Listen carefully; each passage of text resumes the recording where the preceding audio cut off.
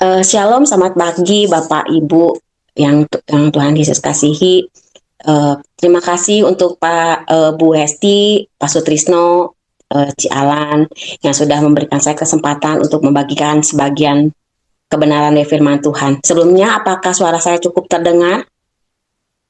Iya, jelas Bu. Silakan lanjut. Sebelumnya, mari kita berdoa. Tuhan Yesus, terima kasih untuk pagi hari ini di mana kami masih diberi kesempatan untuk mendengarkan sebagian kebenaran daripada firman-Mu. Urapilah mulut lidah hamba-Mu ini Tuhan, supaya apapun yang Engkau kehendaki, boleh kami mengerti, boleh kami lakukan dalam kehidupan kami sehari-hari. Biarlah apapun yang kami dengar Tuhan, bisa kami lakukan, bisa kami introspeksi diri Tuhan agar ke depan kami makin hari makin serupa dengan gambaran-Mu. Sembunyikan hamba-Mu ini di balik salib-Mu Tuhan, biarlah Tuhan saja yang beracara pada penyampaian firman Tuhan pada pagi hari ini. Terima kasih Tuhan, kami serahkan doa yang jauh dari sempurna ini ke dalam tangan-Mu. Kami siapkan hati kami Tuhan, tanah kami ini supaya kami siap menerima apapun yang ditaburkan. Terima kasih Tuhan, haleluya, amin. Bapak Ibu, sebetulnya pada saat saya diminta untuk share firman Tuhan, saya tuh sering rasanya itu deg-deg gitu ya, cemas. Kenapa sedikit cemas? Karena sepanjang saya melayani Tuhan, bagian share firman Tuhan itu menurut saya yang ngeri-ngeri sedap gitu. Kenapa saya bilang ngeri-ngeri sedap?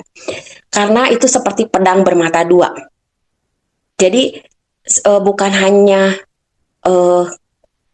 Bapak Ibu semua yang akan diproses, tapi saya juga akan ikut diproses dalam proses itu. Bahkan pada saat saya tanya sama Tuhan, Tuhan hari ini bawa share firman apa ya gitu. Terus Tuhan kasih satu rema. Dan itu tuh saya bisa ngalami proses yang saya siarkan itu bisa sampai 2 minggu, 3 minggu, bahkan sampai rasanya termehek-mehek gitu. Tuhan kok prosesnya kok gini ya, nggak mudah. Jadi kalau kebetulan saya sering menulis di media sosial nih Bapak Ibu, dan itu tuh saya tulis berdasarkan apa yang Tuhan taruhkan dalam hati saya pada pagi itu. Itu tuh kan pada saat orang bilang, Ana kok relate banget ya, Ana kok tulisannya tajam banget.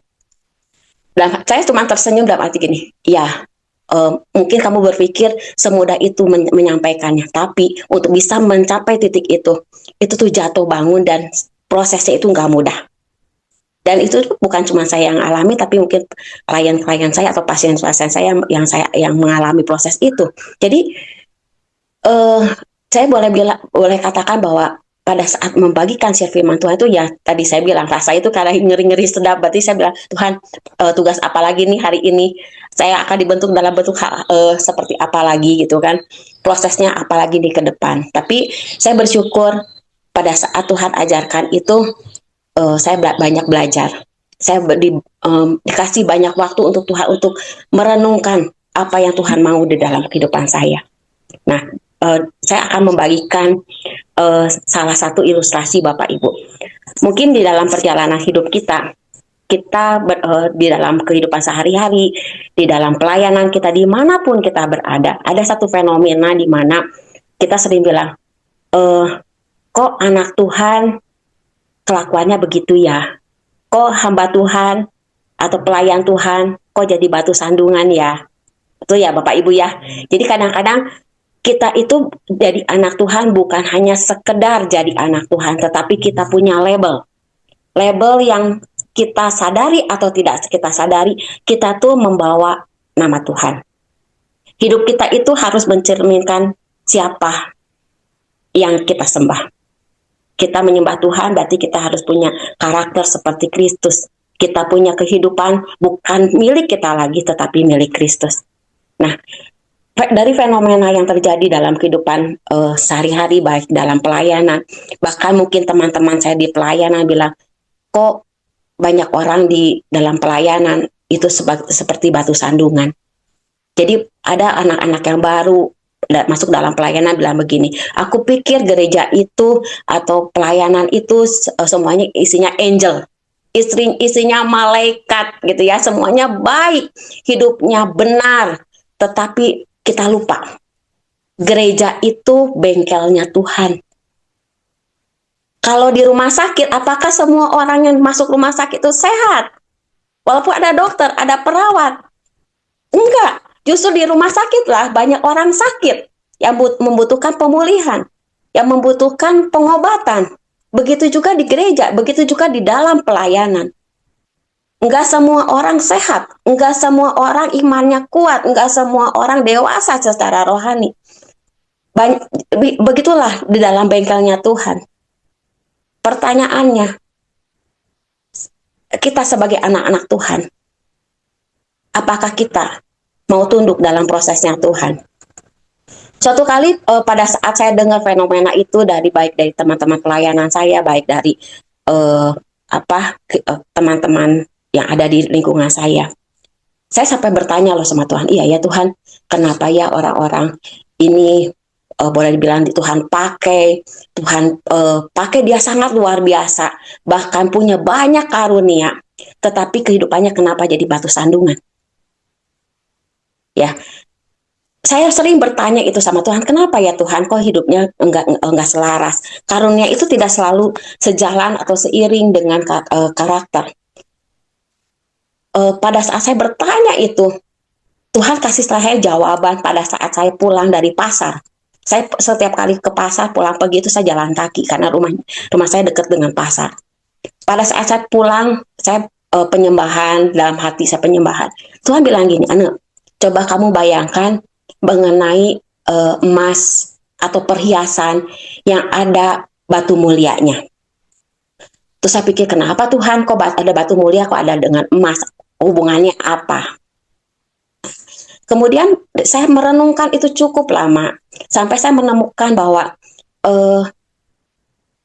ternyata batu mulia itu adalah bentuk dari karunia atau talenta atau karakter. Batu mulia itu berkilau, batu mulia itu berharga, itu tergantung cuttingan, tergantung asalnya, prosesnya, tergantung kadarnya dan sebagainya. Batu mulia itu ternyata simbol dari karunia. Kemudian saya tanya, terus emas itu simbol dari apa? Ternyata kita di Alkitab itu dikatakan bahwa kita itu diproses menjadi emas yang murni. Emas yang murni itu berbicara tentang karakter. Jadi emas atau perak kita digambarkan sebagai emas yang murni, perak yang murni. Kemudian saya cari tahu sebetulnya proses mereka berdua itu antara batu mulia dengan emas atau perak itu prosesnya seperti apa. Kedua-duanya harus ditemukan dulu, kemudian ditambang dulu. Prosesnya mereka dari dasar yang kotor, ya. Batu mulia itu ditemukan dari kumpulan batu-batu yang benar-benar kotor. Emas murni juga sama. Tadinya dari kerikil-kerikil kecil yang dari yang kotor. Kemudian setelah dibersihkan, disaring, diambil yang terbaik. Kemudian setelah disaring itu sama-sama prosesnya begitu sampai harus diproses. Diprosesnya gimana? Kalau berlian itu tuh harus batu mulia itu harus dipotong dulu, diambil yang terbaik. Sedangkan emas murni itu harus ditempa dulu, harus dibakar dalam proses pemanasan dan sebagainya. Nah, jadi terus saya tanya, batu mulia sama emas murni itu kenapa kok bisa dikaitkan, gitu kan? Kenapa harus dikaitkan? Terus saya merenungkan cukup lama, ternyata karunia itu harus diikat dengan yang namanya karakter. Batu mulia seindah apapun, mungkin kita bisa, wow, keren banget ya, mahal banget. Kebetulan mami mertua saya kan usaha batu mulia, jadi saya bisa lihat berbagai macam batu mulia yang beliau punya gitu. Dan saya lihat, oh ini berapa nih harganya? Ada yang ratusan juta, bukan puluhan juta, bahkan ada yang miliaran. Padahal bentuknya kecil gitu ya. Nah kemudian saya bilang, oh iya ya, tapi kita hanya bisa lihat, oh bagus, keren ya gitu. Udah kita taruh. Batu mulia itu harus diikat dengan yang namanya karakter. Kemudian saya bertanya gitu kan, batu mulia itu kan ada kadarnya, betul. Emas juga ada kadarnya, ada karatannya. Betul nggak Bapak Ibu ya? Ada kualitasnya. Kita dibentuk, ditempa sama Tuhan itu untuk menjadi emas murni. Ya, bedanya batu mulia itu pada saat dipotong dia udah nggak bisa diapa-apain lagi, udah jadi itu nggak bisa diapain dan mudah hancur, walaupun keras tapi mudah hancur. Emas murni itu tuh bisa diproses berulang kali, kita hancur, kita bentuk lagi sesuai dengan yang kita mau. Itu yang membedakannya. Nah, Bapak Ibu, pertanyaannya, apakah setiap orang punya karunia?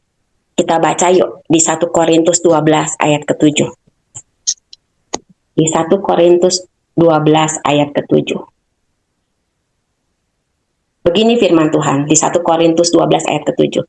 Tetapi kepada tiap-tiap orang dikaruniakan pernyataan roh untuk kepentingan bersama. Artinya, ada kata tiap-tiap orang, berartinya kita semua punya karunia yang Tuhan berikan untuk kepentingan bersama. Kemudian, gunanya untuk apa sih kita kok harus punya kasih karunia? Ada di 1 Petrus 4 ayat 10. Di 1 Petrus 4 ayat 10 mengatakan, layanilah seorang akan yang lain sesuai dengan karunia yang telah diperoleh tiap-tiap orang sebagai pengurus yang baik dari kasih karunia Allah. Jadi kasih karunia itu karunia itu Tuhan berikan untuk kita semua. Ya, nggak ada yang nggak dapat. Semua dapat untuk sebagai pengurus yang baik dari setiap kasih karunia yang Tuhan berikan. Ya. Jadi kasih karunia itu tidak hanya untuk pendeta, tidak hanya untuk anak Tuhan, hamba Tuhan, nggak harus juga pelayan Tuhan, tidak juga harus di mimbar, nggak harus juga karunia yang spektakuler, tetapi untuk semua orang percaya pasti Tuhan kasih namanya karunia. Ya. Jemaat juga biasa pun berharga dan dipakai oleh Tuhan. Ya, tapi jangan stop di berharga dulu ya Bapak Ibu, jangan stop dipakai sama Tuhan. Kita jangan senang hanya sampai di titik dipakai oleh Tuhan. Ya, Yudas dipakai sama Tuhan nggak Bapak Ibu? Dipakai ya. Fir'aun dipakai sama Tuhan nggak? Dipakai Tuhan. Kemudian istri Potifar dipakai sama Tuhan nggak? Dipakai. Tapi kita jangan senang pada saat kita jatuh dipakai sama Tuhan. Tapi kita harus sampai pada titik kita diperkenan oleh Tuhan. Ya. Nah, kemudian apa sih 9 karunia itu? Ada 9 karunia dari Roh Kudus yang digambarkan sebagai batu mulia tadi. Ada di 1 Korintus 12 ayat 8 sampai 10. Maaf, 1 Korintus 12 ayat 7 sampai 11. Demikian firman Tuhan. Tetapi pada tiap-tiap orang dikaruniakan pernyataan roh untuk kepentingan bersama. Sebab kepada yang seorang roh memberikan karunia untuk berkata-kata dengan hikmat. Dan kepada yang lain roh yang sama memberikan karunia berkata-kata dengan pengetahuan. Kepada yang seorang roh yang sama memberikan iman, dan kepada yang lain ia memberikan karunia untuk menyembuhkan. Kepada yang seorang roh memberikan kuasa untuk mengadakan mujizat, dan kepada yang lain ia memberikan karunia untuk bernubuat, dan kepada yang lain lagi ia memberikan karunia untuk membedakan macam-macam roh. Kepada yang seorang ia memberikan karunia untuk berkata-kata dalam bahasa roh, dan kepada yang lain ia memberikan karunia untuk menafsirkan bahasa roh itu. Tetapi semuanya ini dikerjakan oleh roh yang satu dan yang sama, yang memberikan karunia kepada tiap-tiap orang secara khusus seperti yang dikehendakinya. Jadi ada 9 karunia ya Bapak Ibu. Yang pertama adalah hikmat, yaitu memberi solusi ilahi.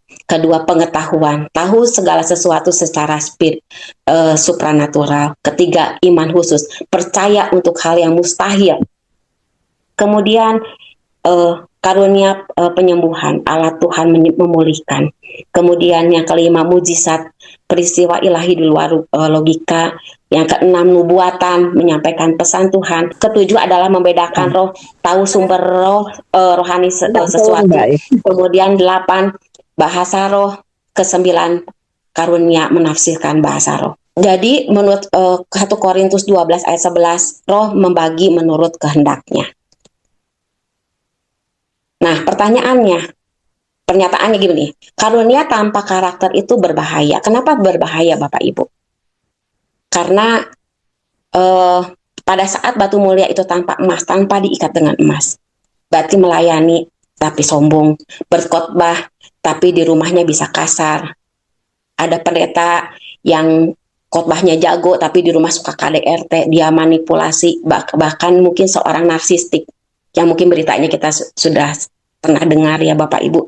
Kemudian aktif pelayanan tetapi tidak mau diingatkan, tidak mau ditegur, dan setiap kali teguran disangka menyerang, yang seperti itu. Dipakai Tuhan tetapi sering merendahkan orang lain. Itu contoh-contohnya. Nah, kemudian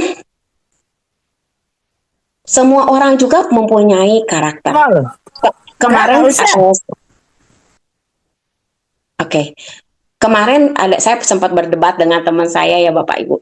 Dia ngomong gini, ya Ane, tiap orang tuh kan ada yang nggak punya karakter. Saya balik tanya, kenapa kamu berpendapat tiap orang nggak semua orang punya karakter? Semua orang itu punya karakter. Ya, semua orang punya karakter. Baik itu karakter baik ataupun karakter buruk. Setiap orang punya karakter. Ya, seperti emas yang tadi yang saya sebutkan. Pada saat dia ditemukan dan ditambang, itu tuh bercampur dengan tanah. Enggak semuanya langsung bersih. Itu diayak, diproses, dibasahi terus diayak sampai ditemukan butiran emas dengan kualitas terbaik. Jadi, begitu juga dalam kehidupan kita. Setiap kita juga punya karakter.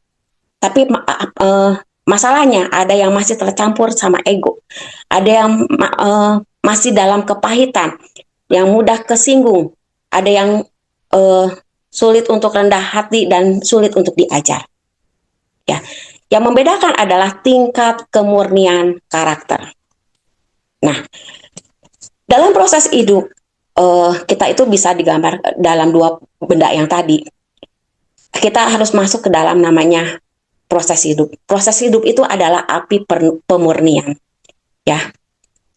Masalah, luka, tekanan itu adalah dapur api rohani. Kita baca di Roma 5 ayat 3 sampai 4. Roma 5 ayat 3 sampai 4. Dan bukan hanya itu saja, kita malah bermegah juga dalam kesengsaraan kita. Karena kita tahu bahwa kesengsaraan itu menimbulkan ketekunan. Dan ketekunan menimbulkan tahan uji. Dan tahan uji menimbulkan pengharapan. Nah, kemudian di Ibrani 12 ayat 11 berkata, memang tiap-tiap pengajaran pada waktu diberikan tidak mendatangkan sukacita tetapi duka cita, tetapi kemudian ia menghasilkan buah kebenaran dan memberikan damai kepada mereka yang menurut didikan menghasilkan buah kebenaran. Jadi Bapak Ibu, nah balik sedikit kembali ya Bapak Ibu, kenapa batu mulia itu harus diikat? Diikatnya dengan karakter, diikatnya dengan karakter yang benar. Di 1 Korintus 13 ayat 1 dan 2 berkata, sekalipun aku berkata-kata dengan bahasa manusia, semua bahasa manusia dan bahasa malaikat, tetapi jika aku tidak mempunyai kasih, aku sama seperti gong yang berkumandang dan canang yang merincing. Sekalipun aku mempunyai karunia untuk bernubuat dan aku mengetahui segala rahasia dan memiliki seluruh pengetahuan, dan sekalipun aku memiliki iman yang sempurna untuk memindahkan gunung, tetapi jika aku tidak mempunyai kasih, aku sama sekali tidak berguna.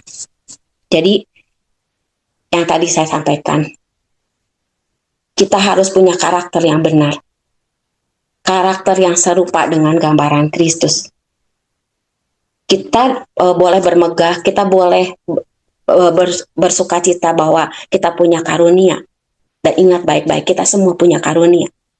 Tapi tidak semua karunia kita miliki. Tiap orang punya karunia yang berbeda. Sama dalam satu tubuh Kristus. Yang mungkin Ci Alan, Pak Sutrisno sering sampaikan bahwa kita tuh dalam satu tubuh, kita tuh ada yang jadi tangan, ada yang jadi kaki, ada yang jadi bahkan jadi jempol, ada jadi kelingking. Kita nggak bisa bilang, kalau kita sebagai leher, kita nggak bisa bilang, kelingking kamu nggak penting gitu, nggak bisa. Karena kelingking itu diciptakan untuk menyeimbangkan. Jadi tiap orang punya kapasitas, punya tempat dan porsinya masing-masing untuk melayani Tuhan. Proses hidup atau api pemurnian itu tidak menghancurkan emas, tapi api memurnikan emas. Ada dua jenis respon terhadap proses, Bapak Ibu. Nah, kita termasuk akan berespon yang mana? Yang pertama, orang yang dibentuk oleh proses. Dan yang kedua, orang yang dikeraskan oleh proses. Orang yang dibentuk oleh proses itu ciri-cirinya gimana? Pada saat dia terluka, dia belajar mengampuni. Pada saat dia mengalami kegagalan, dia belajar rendah hati. Pada saat dia harus membayar sesuatu yang tidak seharusnya dia tanggung, dia belajar tentang kemurahan hati. Pada saat dia mengalami tekanan, dia semakin dekat sama Tuhan. Pada saat ditegur dan diingatkan, juga mau berubah. Contohnya Yusuf di Kejadian 50 ayat 20. Tuhan ubah kejahatan menjadi kebaikan. Proses membuatnya semakin lembut. Nah, proses yang kedua, orang yang dikeraskan oleh proses. Ciri-cirinya gimana sih orang yang dikeraskan oleh proses? Pada saat luka menjadi pahit. Pada saat mengalami kegagalan, seringkali menyalahkan orang lain. Pada saat mengalami tekanan, marah sama Tuhan. Pada saat ditegur, dia selalu mencari pembenaran diri. Dia merasa diri paling benar. Dia merasa diri paling oke. Contohnya siapa? Contohnya Fir'aun. Di Keluaran 8 ayat 15. Fir'aun mengeraskan hatinya. Proses yang Tuhan berikan pada Fir'aun membuat dia semakin keras. Nah, Bapak Ibu, pertanyaannya adalah, masalah yang terjadi dalam kehidupan kita itu membuat kita lebih lembut atau lebih kasar? Luka membuat kita bisa mengampuni atau membenci. Teguran membuat kita berubah atau tersinggung. Proses tidak menentukan hasil akhir, tetapi respon hatilah yang menentukan akhirnya. Karunia atau batu mulia, karakter, baik emas maupun perak, proses, baik api pemurnian, semuanya itu kita perlukan di dalam kehidupan kita. Kita diproses untuk menjadi serupa dengan Kristus. Kita baca di Roma 8 ayat 29.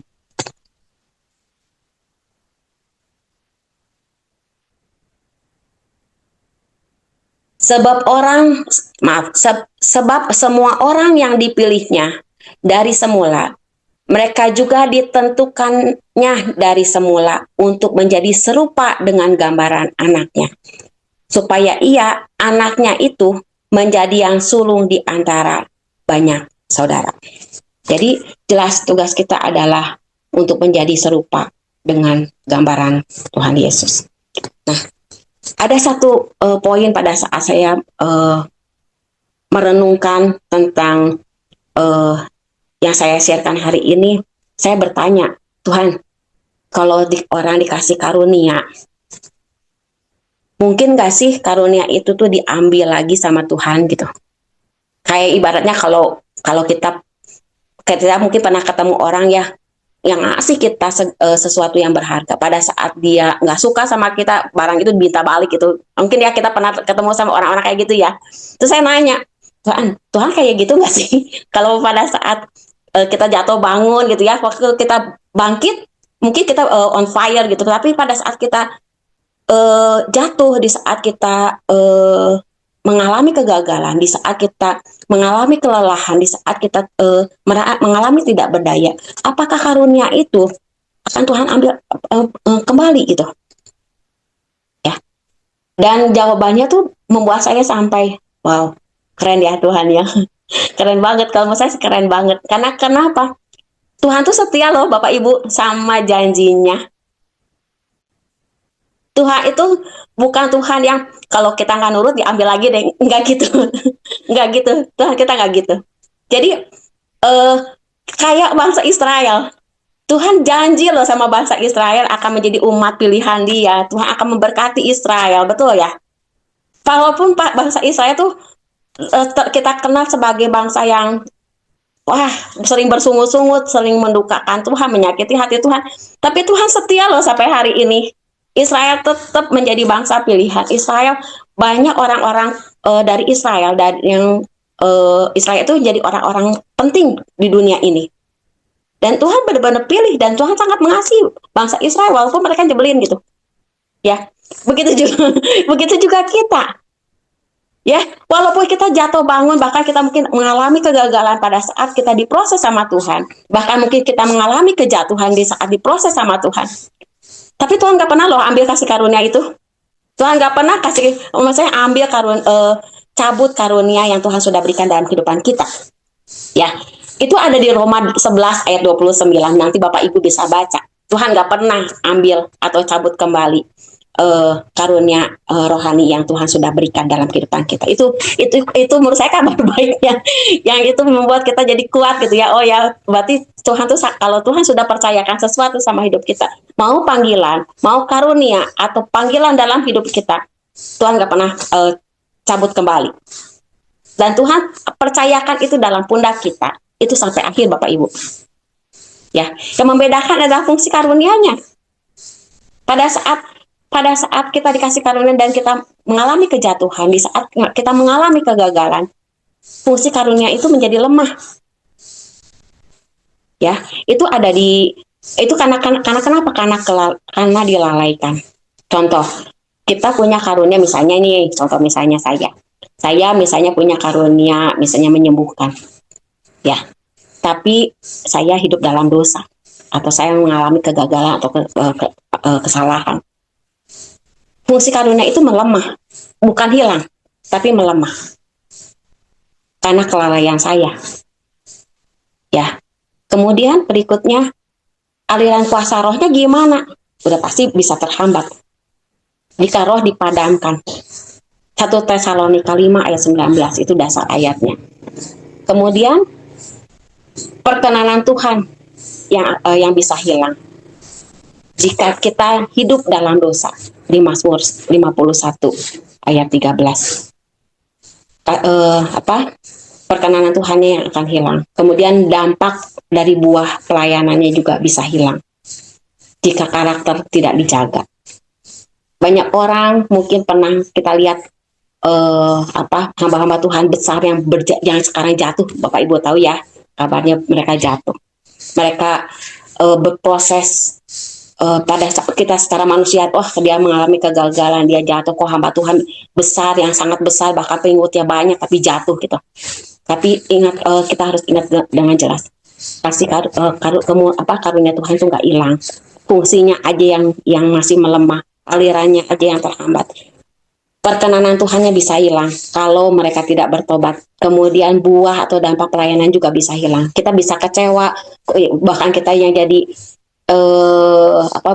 misalnya jemaat, misalnya kita kecewa, kok gitu ya kehidupannya, kok tidak mencerminkan Tuhan. Tetapi itu bisa dipulihkan. Itu bisa dipulihkan kalau kita sungguh-sungguh berbalik kembali ke jalan Tuhan dan meninggalkan dosa-dosa kita. Jadi kalau saya gambarkan, karunia itu seperti sumur air dari Tuhan. Sumur itu udah dibuka, Tuhan tidak pernah menutup sumur itu. Tapi yang terjadi, apakah kita menjaga sumur itu tetap bersih? Apakah kita tidak menutup sumur yang kita punya itu dengan batu-batu, atau kita mengotori sumur itu? Jadi Tuhan setia dengan apapun yang karunia yang sudah Tuhan berikan pada kita. Tugas kita adalah menjaga dengan setia apapun yang Tuhan sudah berikan di dalam kehidupan kita. Jadi karunia itu bisa diberikan sekejap Bapak Ibu, tetapi karakter dibangun seumur hidup. Karunia bisa membuat kita naik dengan cepat, tetapi karakter yang membuat kita bertahan lama. Jadi kalau saya kasih sedikit kata motivasi, untuk mencapai sesuatu itu mudah, tetapi untuk bisa bertahan di posisi puncak, hanya karakter yang menentukan itu semua. Jadi tanpa karakter, kesuksesan adalah jebakan rohani. Banyak orang punya karunia dan berbakat, tapi Tuhan tidak memerlukan orang yang punya karunia saja. Tuhan tidak membutuhkan kita berkilau saja, tetapi Tuhan ingin kita sempurna. Tuhan ingin kita memiliki karakter yang sempurna, karakter Kristus yang baik dan yang benar. Baik belum tentu benar, tetapi benar sudah pasti baik. Jadi Bapak Ibu, karunia bisa membuat orang kagum pada pelayanan kita, tapi karakter membuat orang lain merasakan Kristus dalam kehidupan kita. Marilah kita memiliki karakter Kristus yang sempurna, yang sesuai dengan gambaran Tuhan, agar kita mempunyai hidup yang berkenan di hadapan Tuhan.